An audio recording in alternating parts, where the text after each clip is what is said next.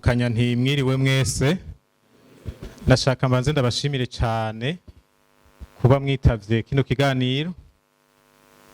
Birerekana yuko nkuko nama ndabivuga naho hari abatwagiriza abarundi ko tudakunda ubumenyi, ko turi abantu bikundira ubujuju ngo babugiza abagenzi babwo. Biraboneka ko twese atari ko tumeze. Hariho abantu baha agaciro kwiga, kuganira, kumenya ibintu bishasha, kunoganza ivyo basanzwe bazi. Rero mwagize neza cyane ukuza kwanyu kuradutera intege. Twatumiwe n'ishirahamwe ryitwa Greenland Alliance, ngira ngo murabona ko bagerageje kutuzanira ibimenyetso.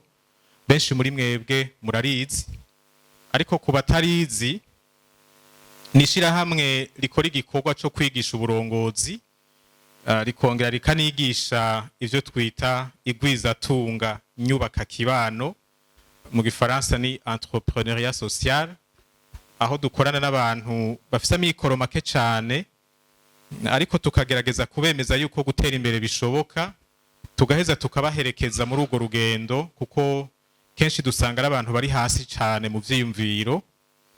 Ivyo nivyo bikorwa bibiri nyamukuru dukora. Kuri uru ruhande rero rw'igikorwa cyo kwigisha uburongozi, turabimaze mw'igihe kuva mu mwaka w'2014. Iyo myaka yose twarageze ahantu dusanga dukwiye kuraba ingene abizi inyigisho tuba twatanze z'uburongozi boshobora kuja hamwe kugira ngo ntibigarukire muri bijya twumvira mu ishure gusa, ariko tubikwiragize, mbere duhindure n'imico y'imigenzo mu bijanye n'uburongozi. Twashize imbere rero ico twita uburongozi busuku, mu gifaransa ni leadership serviteur, kuko nibwo burongozi, n'ubwoko bw'uburongozi tubona ko bwogira ikimazi kinini cyane mu buzima bw'abantu muri rusangi, hamwe abantu benshi boshobora kubugendera mu buzima bwabo bwa misi yose. Rero ugo runani rw'abiyemeje kugendera ubwo burongozi busuku niko rwatunganije kino gikorwa rufatanije na Greenland Alliance. Abo bantu hariho ahantu banditse baravuga ngo jewe nkiri muzima nzogendera ibi bintu. Ico nariko ndavuga rero ni ico, ntitwipfuza yuko ibi bintu vyo kwiga bigarukira mu mashure canke mu makonferanse nk'uku. Turashaka yuko tubijana mu miryango yacu, tubijane mu mashengero yacu, tubijane hariya mu kibano, muri babantu bakenye cyane tuzi, naho natwe tukirondera mugabo dufise ico tubarushije dushobora kubafasha. Buriya ineza y'abantu ntigwizwa n'ibintu, igwizwa n'ubuntu. Iyo ahantu hari ibintu hakabura ubuntu, haba intambara. Kandi hajya wobona intambara y'abasuma bashonje, hakona intambara y'abasuma bahazi. Baragora cyane abantu b'ingeso mbi ariko bafise ibintu. Reka ibijanye n'ibikorwa vy'ejo ndabigarukirize hano kugira ngo ngaruke hano. Subire nshime mwebwe mwese muri hano. Nkuko nabivuze, bamwe muri mwebwe musanzwe muri inshuti za Greenland, mwari mumaze kuba mu nyigisho dutanga. Hariho abandi tuzinanye mu mashure. Karibu cyane Madame Maua, tuzinanye mu ishure. Ndabona inshuti zanje nshasha muri ya programme yacu hajya kuri Université Sagesse, namwe ndabahaye kaze. Tumenyanye vuba cyane ariko ntivyababujije gushika hano. Ndabakengurukiye mwebwe mwese, abo namenye nabo ntamenye. Sino bavuga mwese ngo ndabaheze, ariko shaka mwumve ko imitima yacu ibakiriye mwese. Hari ababibonye kuri social media, atahandi twari bwabonane. Mwese mwiyumve nk'abari aho bakwiriye kuba. Turabashitsi mugabo kandi turi mu bintu vyacu, mwiyumve nk'abari muhira. Yose winjira hariya biratinda bikicapa mu bwonko, kugeza naho niyo wugaye amaso ushobora kuzunguruka mu nzu yose, kubera ubwonko bwamaze kwicapa bwisunze ca gicapo c'inzu yawe. Ibi bintu vy'ubuhinga navyo uraheza kubiha urutonde, navyo bigaca biguha urundi. Kubera twabihungabanije vyasaba yuko dutanga akanya kugira ngo basubire kubishira ku rutonde, kuko hariho abantu batari bake batashoboye kuba hano bahisemwo kubikurikirana ku buhinga bwa none, ku buhinga ngurukana bumenyi, kandi abo nabo turifuza yuko bashobora kubana natwe muri kino kiganiro. Ariko rero aho bigeze ubu turashobora gusubira gutangura, biraza kuja ku rutonde buhoro buhoro, ariko vyamaze gutangura. Subire nshimira abantu bose muri hano, hariho abaje twamaze kuva hariya, namwe nyene turabahaye kazi. Iki kiganiro cyateguwe n'ishirahamwe Greenland Alliance, nari narivuze ko mu kanya gaheze, ariko rikoranye n'umugwi w'abantu bamwe mu bakurikiranye inyigisho z'uburongozi bahisemwo kwiyemeza kubaho bagendera ibiranga uburongozi busuku, les principes du leadership serviteur. Muri kino kiganiro turaza kuvugana kuri iri jambo mubona hano imbere, ijambo rivuga ngo mbega iyo uburongozi butaye umurongo, iyo uburongozi butariko burakora neza, mbega umuntu yovyifatamwo gute?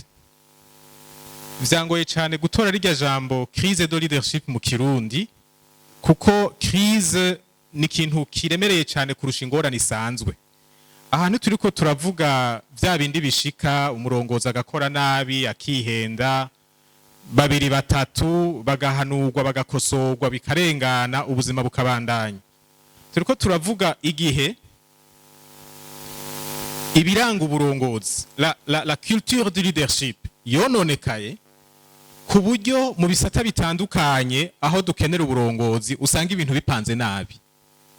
Ukumva abagabo basigaye arabahizi mu kuniga abagore babo, ukumva abanyeshuri batwazwa inda n'abigisha babigisha ni benshi, ukumva ibintu by'ibirandagate hirya no hino mu bisata bitandukanye, ukumva ko atari ikintu singorane y'umuntu umwe, hariho ikibazo cyo mu mizi. Ugasanga no mu mashengero aho twaziga akarorero keza, barashobora kukugirira ibintu by'ibitangaza bicuritse, ugasigara uribaza uti aba bantu bari mu biki, ivy'Imana burya babirimo canke ntibabirimwo. Ukaja mu mashirahamwe ugasanga kwitwa representant legal umuntu asigara bifata nk'akaryo ko guhonyora abandi, ukabona ko atari ingorane y'umuntu, ni ingorane y'imico mu burongozi. Nico no kwita uburongozi bwataye umurongo. Iyo rero bishitse umuntu atavyifatamwo gute? Imbere yuko mvuga ingene twovyifatamwo, subire ngaruka inyuma gato mvuga uburongozi carico. Ni vyiza ko duheraha kugira ngo bidufashe kumvikana mu biza gukurikira. Uburongozi ni ubushobozi. Ubwo bushobozi butuma abantu bashika ku ntumbero kanaka basangiye. Ni ubushobozi umuntu afise butuma ashobora kubegeranya no kubumvisha imigambi, iyo migambi bakayigira iyabo, bagaheza bakayikorera kandi bakayishikako. Mu vy'ukuri uburongozi ni iki? Bijya bindi vyose tuzi dukunda gufatanya nabwo nibiza biherekeza iki kintu. Uburongozi burasaba ko umuntu aba afise ububasha. Uwo muntu yitwa umurongozi arakeneye autorité. Iyo autorité, ubwo bubasha kenshi abuhabwa n'ikibanza cyo kuganza arimwo. Ivyo murabizi, hariho abantu twubaha kubera amazina y'icubahiro bafise ategwa n'ibibanza barimwo. Ivyo bibanza bimwe abantu babijamwo nk'akazi kubera kumbure badugirijwe amapete, ibindi navyo ni bibanza novuga kama. Iyo umuntu yubatse urugo rwiwe harakenera umukuru w'urugo.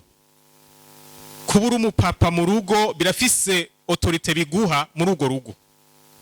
Hariho iyindi autorité itegwa n'ubumenyi n'ubuhinga umuntu afise, abantu bakaza bakurondera kubera hari ikintu babonye ushoboye, kandi iyo bari ikintu bakakumviriza bakagikora, ugasanga uri kurabagira ko influence kubera iyo expertise, kubera ubwo bumenyi. Hari n'igihe umuntu aba afise urugezo runini cyane gukwemerwa n'abantu ku buryo ikintu avuze naho atakibanza cyo kuganza yoba arimwo abantu bacubahiriza bakagikorerako. akarorero koroshe kuri iyi ntuze ya nyuma ya kane n'uwitwa Kandi, muramuzi muri kahise, yafashije abahindi kwikura ko intwaro y'abongereza, ariko nta kibanza cyo kuganza yarimo. Ntiyari ministre wa mbere, ntiyari umushikiranganje, yahagurutse ku gatwe kiwe nk'umuntu akunda igihugu ciwe, maze abahindi haragera igihe bamwemera nk'umuntu abababaye abitayeho, babonye utwigoro yagira kugeza naho duhakwa no guhitana ubuzima bwiwe, baravuga bati uyu muntu turashobora kumukurikira. Uburongozi bugizwe n'ibi bintu byose. Kenshi abantu bakunda kubufatanya n'ikibanza, ariko nashaka mvuge ngo ikibanza ntigihagije kugira ngo umuntu abe umurongozi. Iyo umuntu ari mu kibanza cyo kuganza ariko adafise ubumenyi bisaba, igihe cyose avuze ijambo aho gushira mu ngiro abantu baritwengera. Murabizi baca bavuga vya bindi ngo uyu wawe atanguye gutambuka utariko, baca batangura kwiyumvira bati none iryo jambo riheza ryari kugira ngo tureke kumaramara. Ugasanga vy'ukuri naho yitwa ngo n'umurongozi wabo nta autorité abafiseko. Hari igihe umuntu aba muri ico kibanza ariko ingeso ziwe ingena ameze bituma abantu batamwemera. Abantu bakavuga bati nta kundi tuzokwihangana, mugabo uburongozi bwawe ntitubwemera. Nico gituma uburongozi mu vy'ukuri inguvu zabwo zihagaze mu kanovera k'ingeso nziza z'umurongozi wenyene ubwiwe. Namwe murabizi hariho abantu twubaha atakibanza cyo kuganza barimwo, hakaba n'abandi dutegerezwa kubaha kubera bari mu kibanza cyo kuganza. Iyaba vyashoboka ivyo kububaha bitaba ari vyinshi, ariko ivy'ikibanza birakenewe. Hariho ingingo zimwe zimwe zifatwa n'abantu bari mu bibanza bimwe bimwe gusa, naho uri n'umutima mwiza, uri n'ubumenyi, uri n'ingeso nziza, hariho ingingo utazofata nutaburi mu kibanza kijanye n'izo ngingo. Ububasha, ubushobozi butuma umuntu ashoboza abantu gusangira intumbero no kuyishikako. Iyo tuvuze ngo uburongozi bwataye umurongo haba habaye iki? Nari nabivuze mu kanya gaheze. Mu bisanzwe uburongozi bugizwe n'ububasha bukoreshejwe neza, bukoreshejwe ivyiza kandi neza. Kugira ngo tuvuge ngo umuntu n'umurongozi tukamwemera, hariho influence abafise ifatiye ku bintu bitandukanye, agaheza akayikoresha neza. Nama nkunda kubona ibihari hagati y'abahungu n'abakobwa canke y'abagabo n'abagore ku mbuga ngurukana bumenyi. Umwe yanditse avuga ngo mwabagabo mwe ngo bemureka kuvuga ngo dutegerezwa kububaha, namwe nimubanze mwiyubahirize. Hariho abantu batubahika. Uwo yari umukobwa avyanditse, abandi bamusimbirako ti kuba ndi umugabo birahagije, utegerezwa kunyubaha naho noba mfise ingeso udashima. Iyo ububasha bwo kuganza uri kubukoresha nabi, haragera igihe abantu batakubaha naho uba uri mu kibanza cyo kuganza. Ni vyiza yuko umuntu yumva ko ubu bubasha bufise ico bwagenewe, si ubwo gupfa gukora ivyo ari vyo vyose. Hanyuma iyo bukoreshejwe nabi rero, bugakoreshwa ibibi canke bugakoreshwa ivyiza ariko nabi, haragera igihe ugasanga bwaramaze guta umurongo. Nico rero duca twita crise de leadership. Hamwe usanga vyarabaye akaranda, umuntu wese ageze muri ico kibanza yumva yo kwiba. Umugabo wese akumva gukubita umugore, guturubika abana, gutontoma nk'intambwe ishonje nivyo bimugize, nivyo bibugize ubugabo bwiwe. Ugasanga mu ngo n'uruhagarara, nizibi ngo zibiri canke zitatu gusa, ugasanga bimeze nk'akaranda. Iyo bimeze gutyo iyo bari crise. Si ubugaba bw'umuntu umwe canke bw'abantu babiri, haba hariho ingorane muri rya soko rivamwo uburongozi. Uno muhinga Chris Pearce yavuze ngo uburongozi bwataye umurongo, crise de leadership, ni gihe abafise ububasha badakora ibizanira ineza abo barongoye. Ugasanga bwa bubasha bwo gufasha abantu gushika ku ntumbero imwe barabuhindukije babugira ikindi kintu, kandi umuntu wese akumva ari uko bikwiye kumera. Hakagera igihe ubikoresheje neza akaba ari abantu batwenga bakamwita kajuju kuko atabihindukije ngo bimuheshe inyungu we ku gatwe kiwe. Ugasanga abantu basigaye arababeshi, imvuga kuri niwe asigaye arabwa nabi nk'umuntu atagira ubwenge.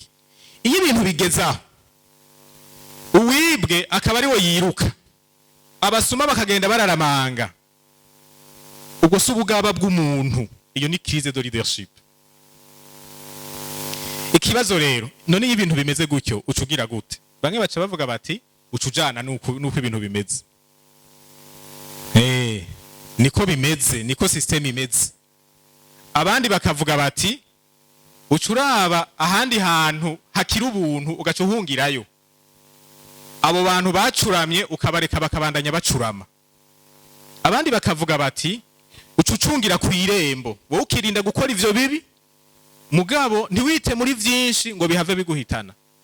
Ukajya bike, ukaryama kare, ukemera ugatakaza uburenganzira bwawe, ukabaho nk'umunyamahanga kandi uri wanyu. Mbega izo nyifato nizo zibereye vy'ukuri? Mu kwishura kino kibazo ndaza kwisunga ingendo canke uburyo bwo gutorera umuti ingorane. Iyo hadutse umuriro, ibihugu birategekanya ubuhinga, abahinga n'ibikoresho vyo kuzimya imiriro.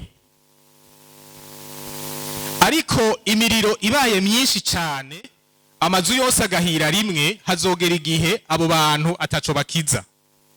Kuko hajya baza kuzimya iyiwawe kuko iyiwabo itari kwirasha.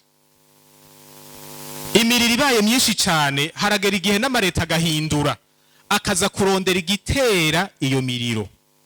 Mukaraba ivyo muhindura mu mapolitike yo kubaka. Inyishu ku ngorane y'imiriro ntiyama ihagaze kuri kizimyamoto. Kizimyamoto ikora iyo imiriro ari mike. None nk'ubu mubahamagariye rimwe, inzu 10 zihiriye rimwe, none baca bahera kuyo kwanda. Hakisha imwe imwe birashoboka ko kizimyamoto ikora. Mugabe iyo kamaze kuba karanda, muca musubira muri politike zingene mwubaka. Ivyo bintu mwubakisha, izo nsinga mukoresha mu kwesara amatara ni nyabaki. Haca hatangura kuza amategeko mashasha abuze ibintu bimwe bimwe kuko basanga ari byo bikwega iyo miyaga nkuba. Jewe rero nza gukorera ngaha cyane kurusha ngaha. Iyo vyononekaye ku kazi, hariho amategeko yerekana ingene abantu bakosheje bakosorwa. Murabizi muri ya mashirahamwe murongoye, muri ya hajya mukorera mu mashengero, iyo umuntu yigenjeje kuntu kutariko muba mwarategekanije ingene azokosorwa. Ni kizimyamoto. Mugabo ntidukwiye kumaraho ubuzima bwacu bwose twama turiko turiruka tuzimya aha, twiruka tuzimya hajya. Iyo vyamaze kuba karanda birasaba ko dusubira inyuma, tugashiraho amategeko mashasha. Jewe nza gukorera rero kuri uru rugezo, kuko ibijanye no kuzimya namwe mwarategekeneje ngene muzoja murabizimya hajya mwishira hamwe wanyu, hajya mu muryango wanyu. Waravuze uti niwasubira kunkubita ikofe nzoca mpamagara so na nyoko baze ndababarire. Iyo ni kizimyamoto. Mugabo bose bakubitiwe rimwe, hari igihe uzosanga na nyoko bukwe baraye bamukubise. Azoza kukumviriza gute? Bica bigorana. Rero ngira nkorere ngaha mu gihe abakazana n'abayina bukwe bose bakubitirwa rimwe, hagaca habura uwuza kumviriza uwundi. Mu buzima turaraba ibiba ariko ntitubona bimwe. Kenshi turabona ingorane mu buryo bworoshe. Iyo hariho umurongozi yigenjeje nabi turavyumva. Iyo bavuze ngo mu ntara kanaka muri uwo mwaka abakobwa 5,000 barahevye amashure batewe inda, kandi benshi muri bo bazitewe n'abigisha babo. Iyo ngorane turayumva vyoroshe, ni ibintu bibangutse gutahura. Ariko burya ingorane zama zifise ibintu bizitera. Tugeze kuri urugezo rw'ibitera ingorane, ababona baca batangura kuba baki. Dukarira ingorane ntidushira inguvu mu kurondera kumenya ibizitera. Usanga tugeze aha dukunda gufata ibintu mu buryo bworoshe cyane, tukaba superficiel. iyo watahuye ibitera ingorane niho ushobora no kwishura iki kibazo kivuga ngo mbega nokora iki kugira ngo ibi bintu bihagarare. Abantu benshi iki kibazo bakizana bakiraha, ndabonye ko inzu yahiye none nkora iki? Nukuzimya. Nshuti yanje, ushobora kumara ubuzima bwawe bwose wiruka uzimya uzosanga ukire mu kirere, nimba utaramenya igituma iyo miriro iri kwiraduka. Icyo shaka ko dukora kuri uyu munsi nuko turengana ingorane tukiyumvira kubizitera. Kandi washaka uko tuzoteba ngaha niko tuzozana n'inyishu nziza. Uko dusimbika ikibazo niko tuzana inyishu zihuse, rimwe na rimwe zizimya uwo muriro nyene mugabo zidakuraho isoko y'imiriro. Nico gituma uno munsi turaza gukorera cyane ku rugezo rwa culture, ku rugezo rw'imico kurusha ku rugezo rw'amategeko. Kuko mu mategeko ntibabanza kubaza igituma wabikoze, bavuga bati yarenze ingingo ya kangahe, igihano bijanye ni iki. Murumva ko basimvye ngaha, igihano ni ngaha. Twebwe tushaka kubaza none ni kubera iki abo bakobwa batwarinda, mbega bibava ko canke barahendwa? Abo babahenda bo ni bande? None bo ni kubera iki babahenda? Ivyo bibazo uvyinjiyemwo niho uri kurarondera umuzi ayangorane nise uburongozi bwataye umurongo. Kandi aho ukumenya imizi niko bikorohera no kumenya umuti w'ingorane. Igihe cyose ubonye ingorane uze wame wibuka ko bijya ubonye ni bito cyane ugereranije n'ibihari.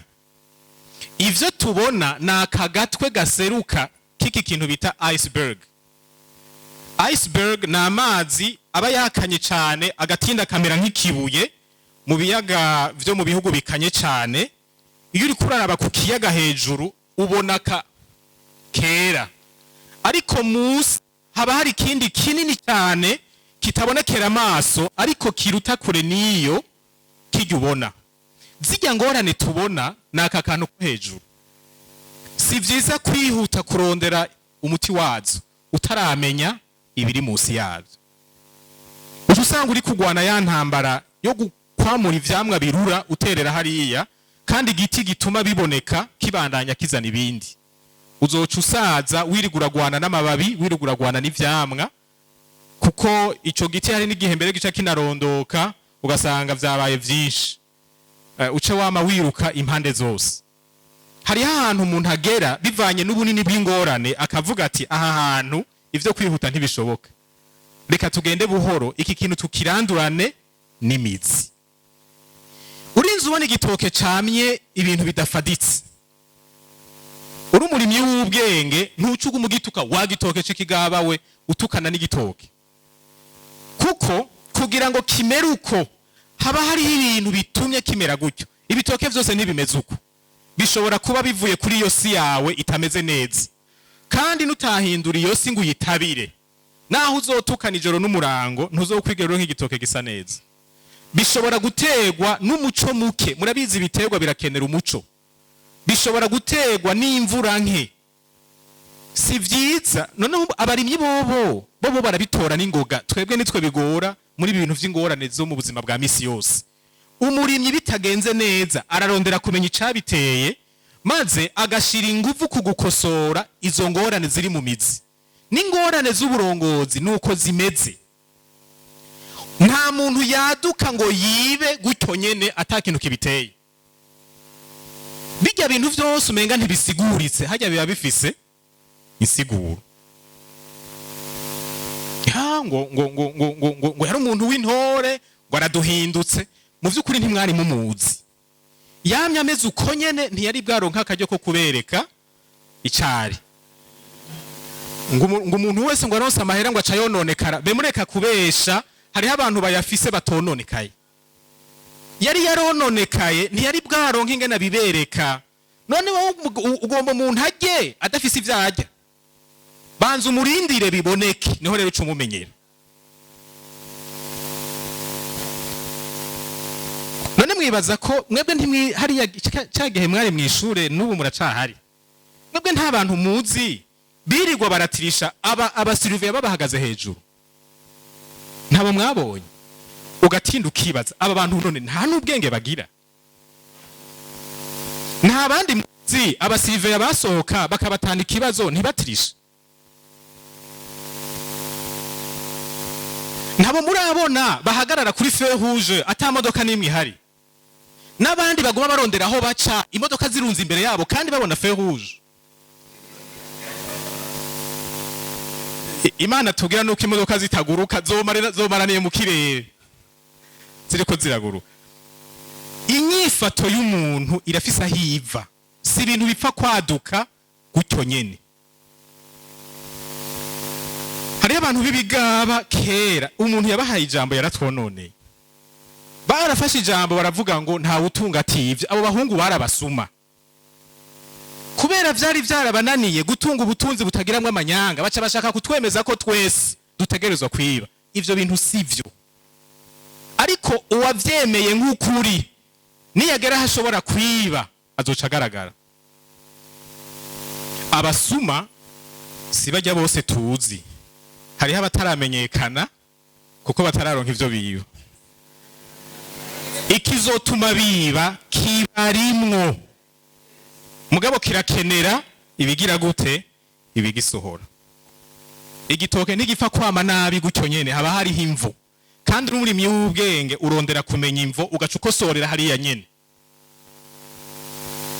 Hari umuntu yitwa Darrell Miller, abashobora gusoma mu Congereza murashobora kurondera ibitabo vyiwe, n'umwanditsi mwiza cane.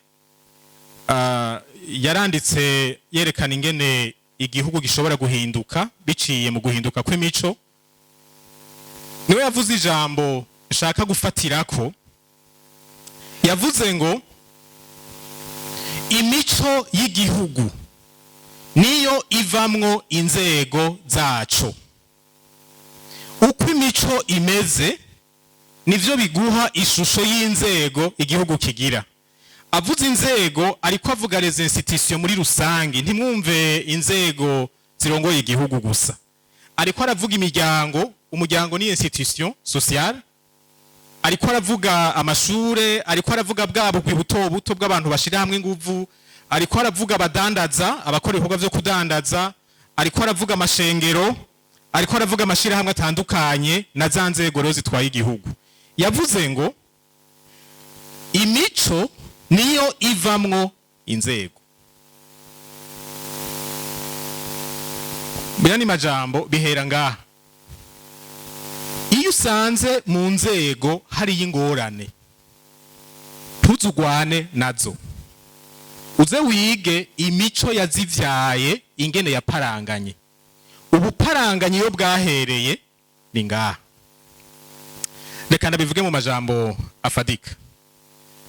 Urinze ubona ku bagabo 10 abagabo 7 babona ko ari bisanzwe kujya bagahaga abana baraye ubusa, aha ni hehe? Ni mu rwego rwitwa umuryango. Ugasanga ku bagabo 10 abagabo 8 barashobora kudandaza parcelle y'umuryango batabwiye umugore. Ugasanga ku bagabo 10 abagabo 8 iyo hageze kurungika abana ku ishure baca batangura kuvuga ko ata mafaranga bafise, kandi kuva umwana avuka batigera basiba kunywa kayoga, kandi ako kayoga kadatangwa kuri gusa.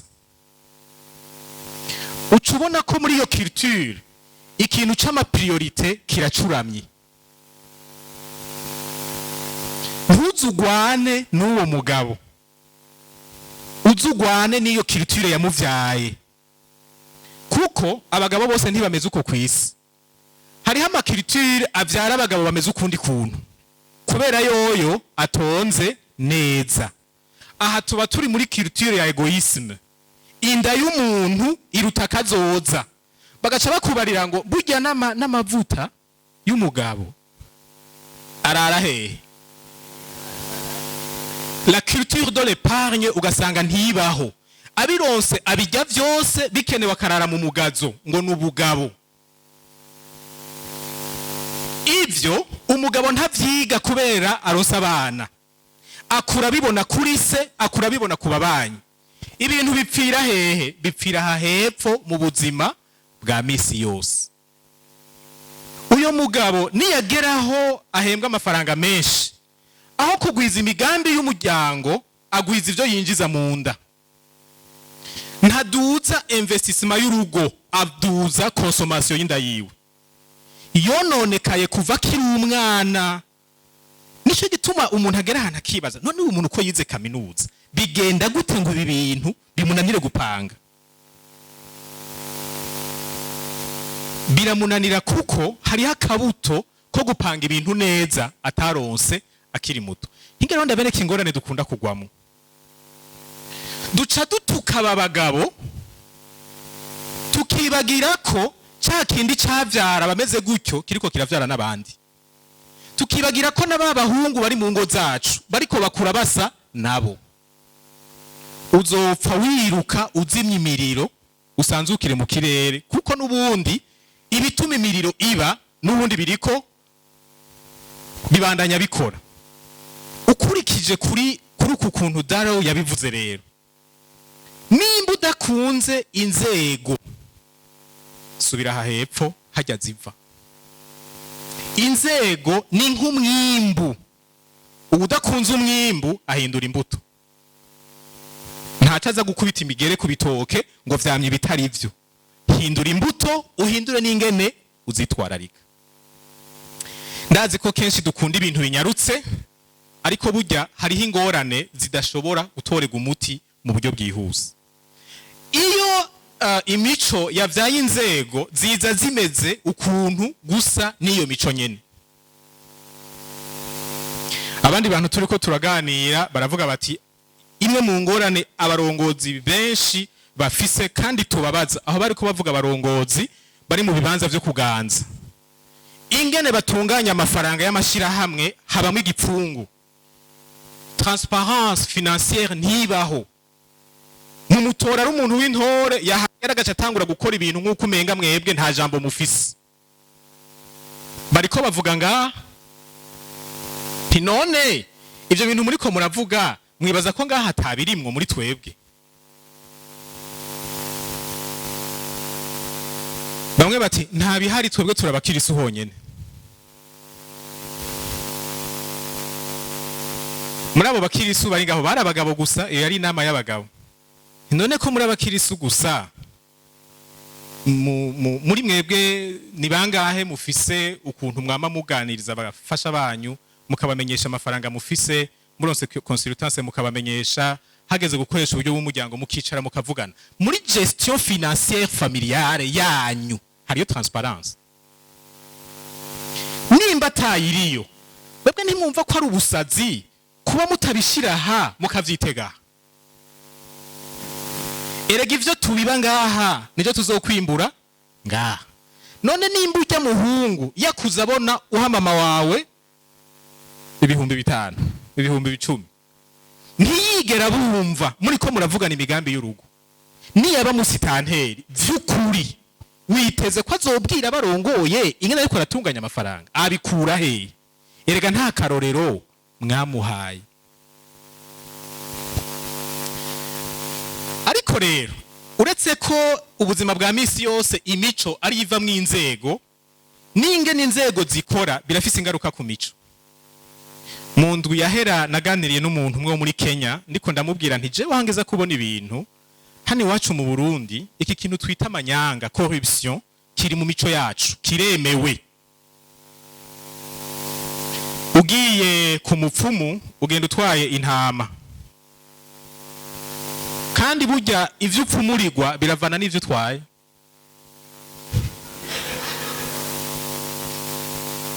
Ugiye ibutware ugenda witwaje ikintu. Twebwe tubona ko ari ibintu bisacu, twamye dufise ukuntu tubagura, hanyuma nabo hageze ko batanga bakaraba wabahaye. Biri mu mico yacu kuva kera. Candamubwira nti rero burya twebwe aha mu nzego igituma hajayo corruption nuko isanzwe iri muri culture. Culture yacu irafise ukuntu isigura corruption ikavyita n'amazina meza. Murabizi namwebwe igiturire canke pot de vin ingene tuyita mu Kirundi. Tuyita ngo iki? Nagafanta.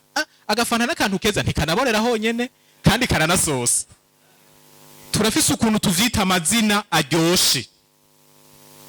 Nawe acambwira ati muri Kenya natwe biracuramye. Ati muri Kenya mu mico yacu ibi bintu byo gupfumbatisha umuntu ntibibaho. Twavyigishijwe n'inzego cyane cyane igipolisi n'abaduwani. Ati rero ubu byaramanutse bisigaye biri no mu mavirage.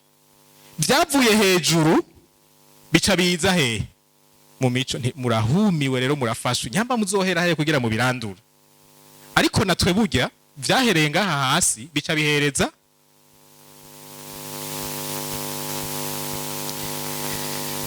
iyo rero ububasha bwo kuganza iyo uburongozi bwataye umurongo busigaye bukora nabi. Ikintu ca mbere cyo gukora no kurondera ico bivako. Ni kubera ko abantu bamera gutya. Ni kubera ko abantu bakora uko.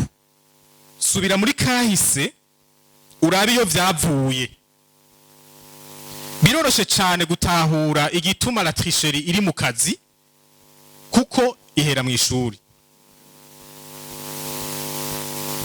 Abana bo muri kino gihugu benshi mu mashure gutrisha babibona nk'ubuhizi. Nta kuntu umuntu yakuze atrisha azokubahiriza feruje. Ntibishoboka. Nta kuntu umuntu yakuze atrisha azoreka kwiha kwa mahera. Burya tricherie ni esprit. Iyo esprit ikora mu buryo butandukanye bivanye naho umuntu ari. Umuntu akiri mu vy'amanota ikorana n'ivy'amanota. Ariko ikintu izira ni ikintu cyitwa itegeko règle. Abantu bamenyereye gutrisha n'abantu badashobora kwimetiriza imbere y'amaregle, imbere y'amategeko. Itegeko ryari ryo ryose birabagora cyane kuryubahiriza. Ibi bintu turirwa turagwana navyo bagize gute barasubiye bihera hariya mu mashuri. Hari abigisha hano. Nashaka mvuge ko bamwe mu bantu bononye igihugu nabigisha. Hari abigisha bigisha abana gutrisha. Imana ibababarire. Mugabo kandi mukosore. Muratwononera igihugu. Aha sinavuze abavyeyi. Urabona iyo uheranye baje kukwishuza ukamuri kurahunga. Umwana wawe abibona ubu uri kuratwononera igihugu. Ejo azokurana uwo mutima wawe nyene. Abe wa muntu hari malhonnête et infidèle mu engagement yiwe. Baca bamutora kubera asa neza ageze imbere ngo araduhindutse ntiyigeze ahinduka. Ahubwo nimwe mutamumenye mwaramubesheye. Kandi iyo umuntu yakubesheye iyo umuntu wamubesheye aragukosora. Arakwereka ko wamwihenzeko. Hera iyo biva subira hari inyuma uyu muntu yakuze gute. Mbega imiryango yacu irera abana gute. Ibi bintu bihuriye hehe n'ivyo abana bakuriramwo. Umaze kubona iyo biva aho honyene niho ubushoboye kugira nicukoze. Icya kabiri akira ukuri kw'ibihari. Nasanze twebwe hano iwacu turafise ukuntu twiyizi nk'abantu beza kurusha uko turi. Ukuntu twivuga n'ingene twifata dusa neza cyane mu kuntu twiyerekana kurusha uko turi. Dufise amaso atabona ibibi byacu. Niyo tubibonye dusha turondera ingene tubisigura. Ndababaza ikibazo. Hajya muravye ukuntu tumeze hano muri culture y'abarundi. Hagati y'ukuri n'ikinyoma niki hari ciza niki hari kibi.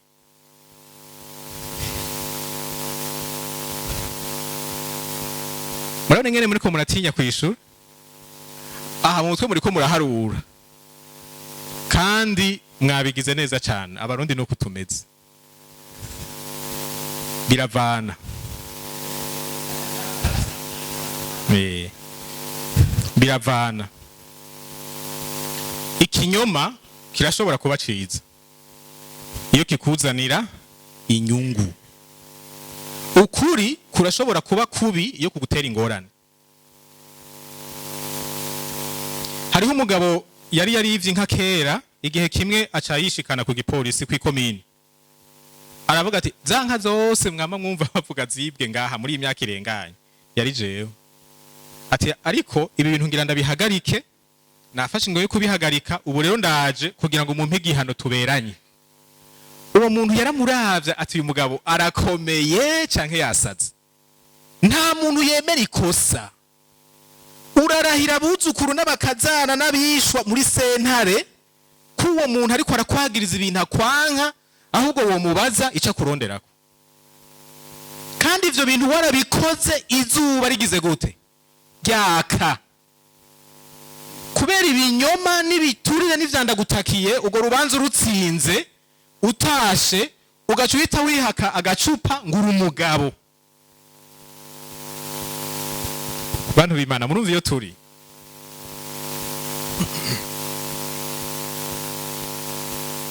Hako mvuga ukuri nkagira ingorane, nobesha nkaronka inyungu. Niko abantu benshi bavyumva. Kandi nubona n'ahandi ko ndabivuga gutya. Hari abantu n'ubu mutaravyemera. Kubera biragoye kwemera, nico ndiko ndavuga. Emera uko kuri kw'ivyo turimwo. Nta muntu ashobora kuva hari atarahamenya. Erega burya kumenya iyo uja ubanza kumenya aho uri. Aha kajambo kari hepfo kavuga ngo menya aho ikirenge cawe kiri imbere yo kurondera kuhava. Nitwakora ikosa ryo kwifata uko tutari, bizotuma twibaza ko tugeze aho tutaragera, dushe dutangura kwigereranya n'abantu baturengeye. Natwe turashaka taux de croissance ya 10% y'igihugu. Nshuti zanje, taux de croissance ya 10% hariho abantu batayishoboye.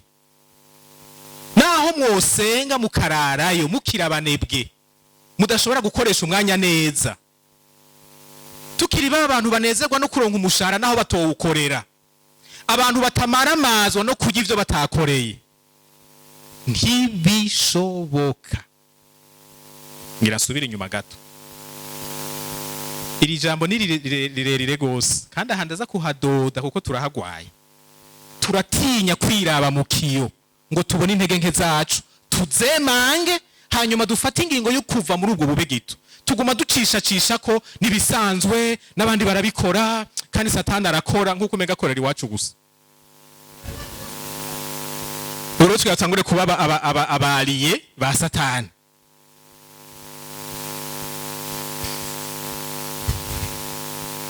Naganiriye n'umukore y'umwe arambwira ngo oya sinti twaganiriye, nasomye muri kahise ka Korea y'Epfo, nsanga le peuple coréen barafise valeur yo kuvyuka kare.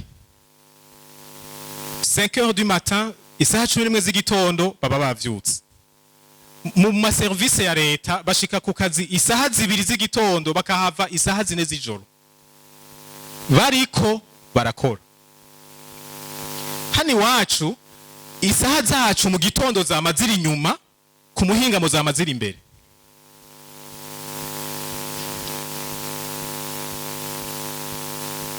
Uwundi muntu agira ubuseranguzi ngaha mu maserivisi ya leta mu myaka ya 2006 n'indwi, ariko ararondera amasaha abantu bamara ku kazi bariko barakora vy'ukuri. Asanga na masaha tarenga 3 moyenne. Ayandi yose nukuwanga n'amatelefone n'inkuru n'amadejeuner politique, basigara bahinga muri dejeuner politique.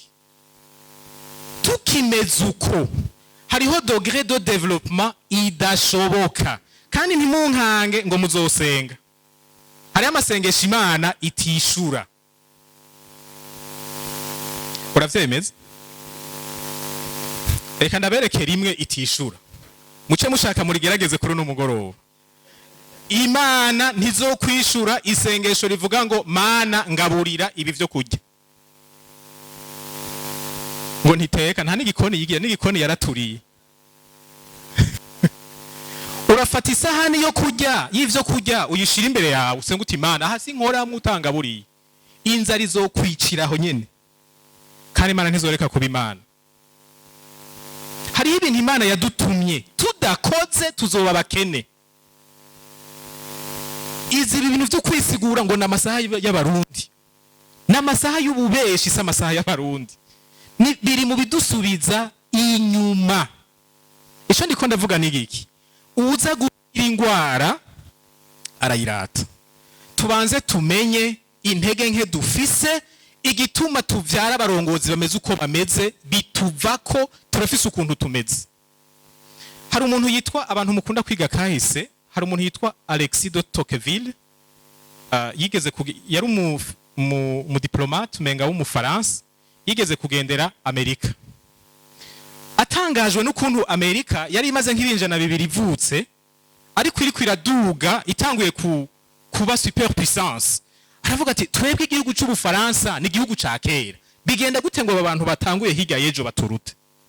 Yitegereje société américaine, yaciye agaruka carandika igitabo agarutse mu Bufaransa, yavuze ngo igituma Amerika iriko iraduga nukubera yahaye agateka umugore. Ngo une femme américaine ukuntu yiyumva aratandukanya na une femme française. Aho hari mu kinjana c'19 1800. Hari ibintu dusuzugura, niyo twacuranguza abagore bacu, ivyo bintu bizogira ingaruka ku buzima bw'igihugu mu buryo bwinshi bumwe tutoshobora no kumenya. Ikintu cyose kirafise ahantu kiva. Reka rero twemange ubube gito bwacu. Aha niho bihera. Ica gatatu, iyo uri kuriyumvira ivyo wokora, tandukanya ibishoboka n'ibidashoboka, ibifasha n'ibidafasha. Hariho abantu batwagwa n'ishavu ngo bagira bakosora ibintu, noneho bagaca basambura na bike twari dusigaranye. Ishaka ritagiramwo gushishoza, gukata ishami wicayeko biraruhisha, ariko nk'urukizi zavyo nuko agahanga kawe gasanga hasi. Gukora ngo turiko turatorera umuti ngorane ntivyama bizana umuti, hari igihe vyonona na bike vyari bihari. Ugasanga turiko turagwana mu buryo butuma ngo turiko turazimya umuriro, ahubwo tugaca duturira n'inzu yose. Banza ushishoze, iyi nzira ndayiciyemwo hava mwiki. Iyo abantu bashavuye baca bashaka solution, umuti wihuse. Kenshi umuti wihuse uravyonona kurusha. Hariho ingorane tuzobana nazo, mbere zimwe dupfire muri zo. Bashaka mfasha abantu baba bafise akayilizio ko kumva ko byose turashobora kubihindura muri imyaka 10-15 iri imbere. Hariho ibintu twipfuza bizobanwa n'abuzukuru bacu, naho nyene nitwakora ibintu bimwe bimwe tutabikoze bazogorwa nk'uko twagowe.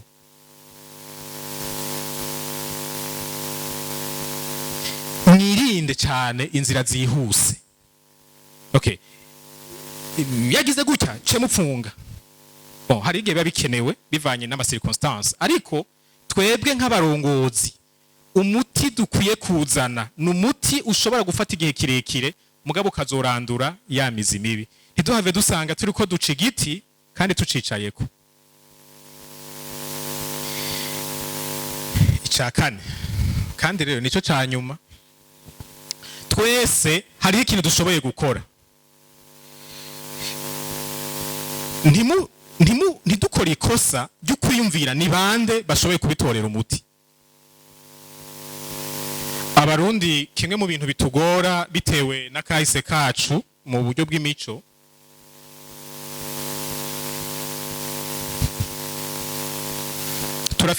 turafise ukuntu twiha ikibanza kinini iyo hageze kuryoherererwa ibintu, mugabo tugaca twikuramwo iyo hageze gutanga ikiguzi gituma ivyo turyoherererwa biboneka.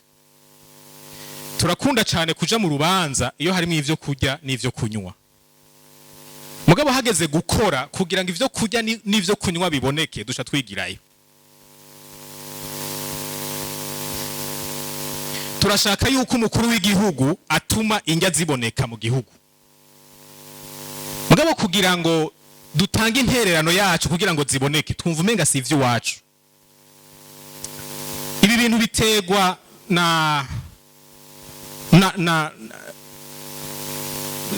pratique canke n'ukuntu iyo hari ingorane twama turondera abantu batuma ziba. Nta na rimwe ntitworoherwa no kwibona nk'abatera izo ngorane.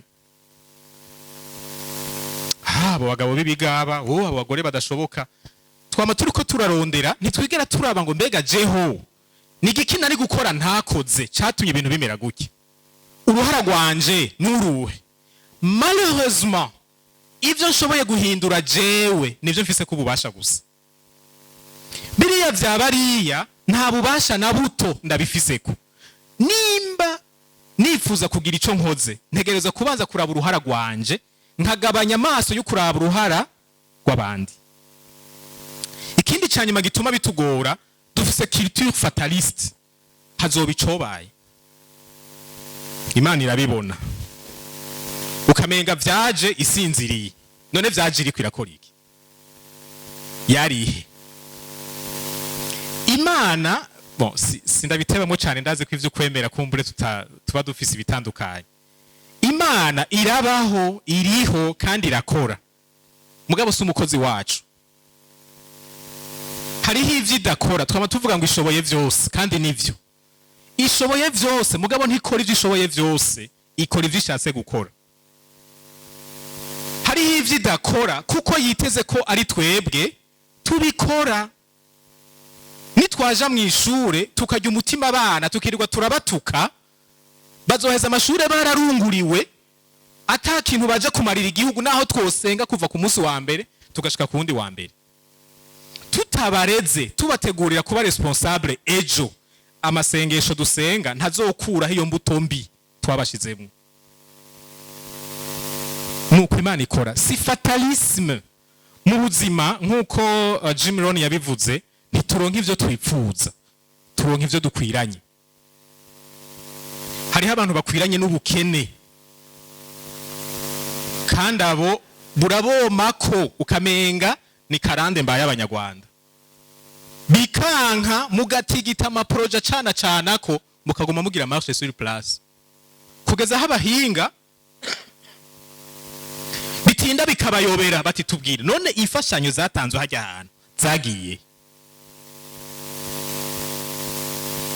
ingorane iri muri twebwe nico gituma umwe wese akwiye kuraba aho aterera mu kuvyonona ni inyifato iyihe mfise ituma uburongozi bwononekara benshi muri twebwe turi abantu b'intore nta bibi dukora ariko ibi bidukora nibijya vyiza tudakora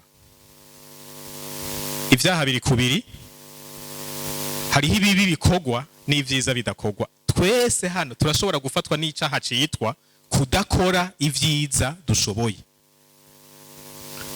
tugaca tuba neutre ukamenga neutralité ni valeur neutralité kenshi ni signe ya lâcheté ni kimenyetso c'abantu b'abanyabwoba iyo uhoze ubuhaye akaryo ugwamo ruhari kumvikana cyane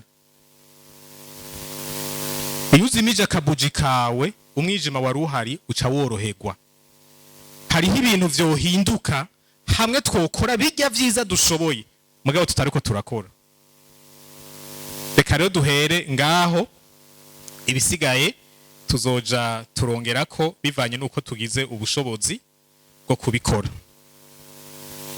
nashaka ndangirize hano ndabashimira ukuntu mwanteze yompi ndazi yuko ivyo navuze birimwe ibintu vy'ibibazo hariho ivyo ntaduduriyeko nabigeze ndabibona kugira ngo bize guherera mu kiyago gifatiye ku bibazo muca mubaza murakoze Imana ibahezagire